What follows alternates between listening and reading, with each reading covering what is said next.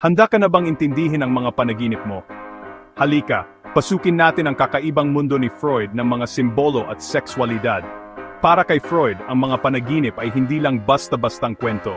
Puno ang mga ito ng mga nakatagong mensahe mula sa iyong unconscious mind. At marami sa mga mensaheng iyon, tungkol lahat sa pagnanais na sexual. Pero huwag masyadong ma-excite, hindi lang ito tungkol sa physical na atraksyon. Ang libido ni Freud ay tungkol din sa pagiging malikhain, sa pagpupursige at sa emosyon. Ang mga simbolo tulad ng tunnel, hagdan at espada, maaring may kahulugang sexual ang lahat ng iyan. Pero bakit nga ba napaka-komplikado ng mga panaginip? Ito ay tinatawag na dream censorship, paraan ng iyong utak para itago ang katotohanan.